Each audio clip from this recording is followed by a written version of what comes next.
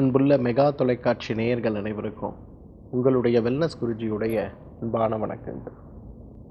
நுரையீரல் நோய்கள், மேலடுக்கு நுரையீரல் நோய்கள், கீழடுக்கு நுரையீரல் நோய்கள்னு விதவிதமான நோய்கள் நம்மை பாடாய்படுத்துவதை பார்க்கிறோம். குறிப்பாக இந்த கோவிட் பெருந்தொற்று வந்து போன பிறகு பாதிக்கப்பட்டிருந்த நிறைய பேருக்கு நுரையீரல் நோய்கள் தீராத நோய்களாகவும், நுரையீரல்கள் ஆங்காங்கே ஸ்கார்ஸ்ன்னு சொல்லக்கூடிய வடுக்கள் உருவாக்கி அதனால் நம்முடைய இயக்கம் மிகப்பெரிய அளவு செயலிழந்து போயிருக்கக்கூடிய ஒரு நிலையோடு போராடி கொண்டிருப்பதை பார்க்கிறோம். மருந்துகளும் அறுவை சிகிச்சைகளும் கூட செய்து கொண்டாலும் கூட மீண்டும் இயல்பான ஒரு வாழ்க்கைக்கு என்னால் திரும்ப முடியவில்லை அப்படின்னு சொல்லக்கூடிய ஒரு கஷ்டம் நம்மில் நிறைய பேருக்கு இருக்கிறத பார்க்கணும். படிக்கட்டுகள் ஏற முடிவதில்லை, அலுவலகத்திற்கு முன்போல் என்னால் பிரயாணம் செய்ய முடிவதில்லை, கடுமையான சோர்வும் கடுமையான வலியும் வேதனையும் என்னை மிகப்பெரிய அளவில் சிரமப்பட வைத்து கொண்டிருக்கிறதுன்னு சொல்லக்கூடிய ஒரு பலவீனமும் ஒரு சோர்வும் நம்மில் நிறைய பேருக்கு இருக்கிறத பார்க்கணும். அந்த வகையில் இன்றைக்கு நுரையீரல் பலம் பெற ஒரு அழகான ஒரு கஷாயத்தை பற்றி தான் இன்றைக்கு உங்களோடு நான் பகிர்ந்து கொள்ளப் போகிறேன். நுரையீரல் பலம் பெற கஷாயம் செய்ய தேவையான பொருட்கள்: துளசி சாறு, ஆடாதொடை சாறு, கண்டங்கத்திரி சாறு, கற்பூரவல்லி சாறு, புதினா சாறு. இந்த 5 பொருட்கள் தேவை. இந்த ஒவ்வொரு சாறையுமே ஒரு தேக்கரண்டி எடுத்து ஒரு 300 மில்லி தண்ணீரில் இட்டு நன்றாக கொதிக்க வைத்து 100 மில்லியாக குறைத்து வடிகட்டி அதுடன் சிறிதளவு தேன் கலந்து நாம் குடிக்க ஆரம்பித்தாலே நம்முடைய நுரையீரல் ஆரோக்கியம் மேம்படுவதை பார்க்க முடியும். 2 வகையான நுரையீரல் நோய்களை நம்ம பார்க்கிறோம். ஒன்று, அதிக சளியோடு எப்பொழுதுமே இருமி சளி மட்டும் வந்து கொண்டிருக்கக்கூடிய சூழல் நம்மை சிரமப்படுத்துகின்ற நோய் ஒன்றாகவும், சளியே இல்லாமல் வறண்ட இருமலாக நம்மை சிரமப்படுத்துகின்ற நோய் மற்றொன்றாகவும் நம்மை பார்க்கிறோம். இது இல்லாமல் தொற்றால் ஏற்படுகின்ற சளி தொந்தரவுகளும், ஒவ்வாமையால் ஏற்படுகின்ற சளி தொந்தரவுகளும், நுரையீரல் பலவீனத்தால் ஏற்படுகின்ற சளி தொந்தரவுகளும், இன்னும் சொல்லப்போனால் நம்முடைய உடல் பலத்தை மீறி நாம் செய்கின்ற வேலை தினசரி செய்கின்ற வேலையாக மாறி நமக்கு ஏற்படுகின்ற சளி தொந்தரவுகளும் நம்மை மிகப்பெரிய அளவில் சிரமப்படுத்தி விடுவதை நாம் பார்க்கிறோம். அப்போ மருந்துகளும் மாத்திரைகளும் மட்டும் நமக்கு நோய்களை தீர்க்காது. அந்த இடத்தில் நுரையீரலை காயகல்பமாக செயல்பட்டு பலத்தை உண்டாக்கி நுரையீரல் சுருங்கி விரிகின்ற தன்மையை மேம்படுத்தி நம்முடைய ஆரோக்கியத்தை மேம்படுத்தக்கூடிய அருமருந்து தான் நுரையீரல் பலம் பெற இந்த காயகல்ப கஷாயமாக நம்ம சொல்லலாம். வெறும் 5 பொருட்கள் தான் தேவை: துளசி சாறு, ஆடாதோடை சாறு, கண்டங்கத்திரி சாறு, கற்பூரவல்லி சாறு மற்றும் புதினா சாறு. இந்த 5 பொருட்களையும் 300 மில்லி தண்ணீரில் இட்டு கொதிக்க வைத்து 100 மில்லியாக குறைத்து வடிகட்டி காலை மாலை இரவு உணவுக்கு முன்பு சாப்பிடும்போது உடலுடைய ஆரோக்கியம் அவ்வளவு அழகாக மாறுபடுவதை பார்க்க முடியும். சுவாசம் ஆமாசயோத்பவம்னு சொல்லுவோம்.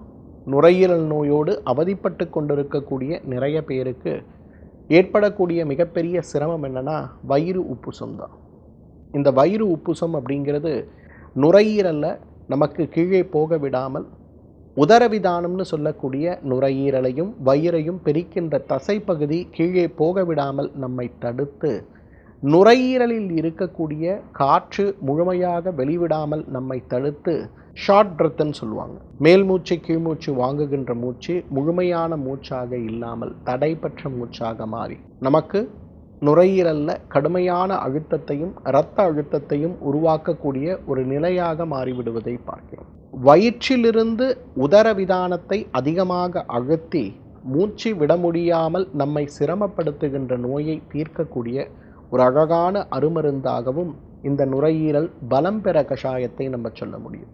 துளசி சாறு, ஆடாதொடை சாறு, கண்டங்கத்திரி சாறு, கற்பூரவல்லி சாறு மற்றும் புதினா சாறு ஒவ்வொன்றையும் ஒரு டேபிள் ஸ்பூன் அளவுக்கு எடுத்து 300 மில்லி தண்ணீர் இட்டு கொதிக்க வைத்து 100 மில்லியாக குறைத்து வடிகட்டி காலை ஒரு வேளை மாலை ஒரு வேளை உணவுக்கு முன்பு நாம் சாப்பிடும்போது நம்முடைய ஆரோக்கியம் மேம்படுவது மட்டுமல்ல, உடலுடைய ஆரோக்கியம் மேம்படுவதை நிச்சயமாக நாம் பார்க்க முடியும்.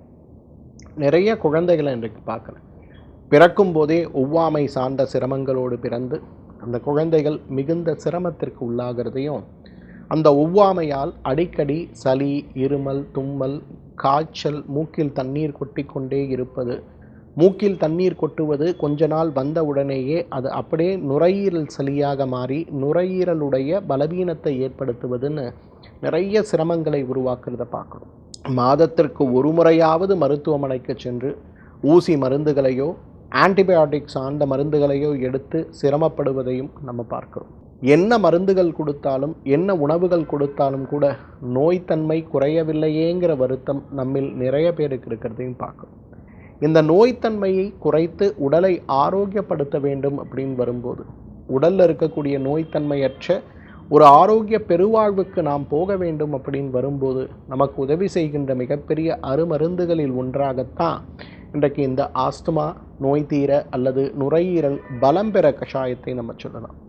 குழந்தைகளுக்கும் இந்த சாறுகளை ஒரு 10 சொட்டு ஒன்றாக தேனில் கலந்து கொடுத்தாலும் பரவாயில்லை, அல்லது இந்த சூரணங்கள் நமக்கு கிடைக்கும்னா அதை வீட்டிலேயே வாங்கி கொதிக்க வைத்து வடிகட்டு அதில் கொஞ்சம் தேன் கலந்து கொடுத்தாலும் பரவாயில்லை. நுரையீரல் பலம் பெறுவது போலவே உடலுடைய நோய் எதிர்ப்பு சக்தி மண்டலமும் பலம் பெற்று ஆரோக்கிய வாழ்க்கையை மீட்டெடுக்க முடிவதை நாம் பார்க்க முடியும்.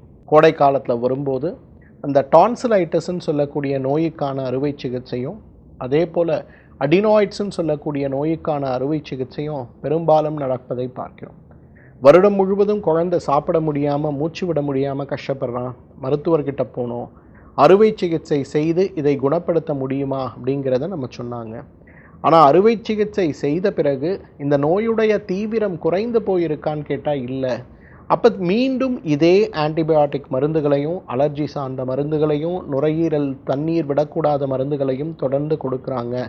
என்ன செய்வதென்றே தெரியவில்லை அப்படிங்கிற ஒரு கவலை நம்மில் நிறைய பேருக்கு இருக்கிறத பார்க்குறோம். துளசி சாறு, ஆடா தொடைச்சாறு, கண்டங்கத்தரி சாறு, கற்பூர வள்ளிச்சாறு, புதினா சாறு ஒவ்வொன்றையும் ஒரு தேக்கரண்டி 10 மில்லி அளவுக்கு கூட எடுத்துக்கலாம். எடுத்துட்டு ஒரு 300 மில்லி வெந்நீரில் போட்டு கலந்து நன்றாக கொதிக்க வைத்து அதை 100 மில்லியாக குறைத்து துணியிட்டு வடிகட்டி அதில் ஒரு கரண்டி தேன் கலந்து இதை காலை ஒரு வேளையும் மாலை ஒரு வேளையும் உணவுக்கு முன்பு நாம் தொடர்ந்து எடுத்துக்கொள்ளக்கூடிய வழிமுறைகளை தொடர்ந்து பின்பற்ற ஆரம்பித்தோம்னா நம்முடைய ஆரோக்கியம், குழந்தைகளுடைய ஆரோக்கியம் அறுவை சிகிச்சை இல்லாமலேயே நோய் எதிர்ப்பு சக்தி உடலுக்குள் கூடும்போது நம்முடைய தொண்டையில் ஏற்படுகின்ற தசையுடைய வளர்ச்சியும் அழற்சியும், அடிக்கடி ஏற்படுகின்ற தொண்டை புண்களும், நுரையீரல் சார்ந்த பாதிப்புகளும், மூக்கில் இருக்கக்கூடிய தசை வளர்ச்சி சார்ந்த அடினாய்ட் சார்ந்த பாதிப்புகளும் மிகப்பெரிய அளவில் மாற்றமடைந்து விடுவதை பார்க்க முடியும். நிறைய பேருக்கு இன்றைக்கு இந்த கோடைக்காலம் ஏற்படும் போது அதீத குளிர் பானங்கள் மற்றும் குளிர்ந்த பழச்சாறுகள் மேல் இருக்கக்கூடிய பிரியங்களும், குழந்தைகளுக்கு விடுமுறை காலங்களில் செல்லும்போது ஐஸ்கிரீம் சார்ந்த விஷயங்கள் அதிகமாக எடுத்துக்கொள்ளும் போது ஏற்படுகின்ற காய்ச்சலும் சளி சார்ந்த பிரச்சனைகளும், அதைவிட முக்கியமாக நிறமேற்றப்பட்ட நிறைய வகையான பழங்களையும் செயற்கையாக பழுக்க வைக்கப்பட்ட பழங்களையும் தெரிந்தோ தெரியாமலோ நாம் உட்கொள்ளும் போது நிறைய பாதிப்புகளுக்கு உள்ளாக வேண்டிய ஒரு சிரமம் ஏற்படுவதை பார்க்கிறோம்.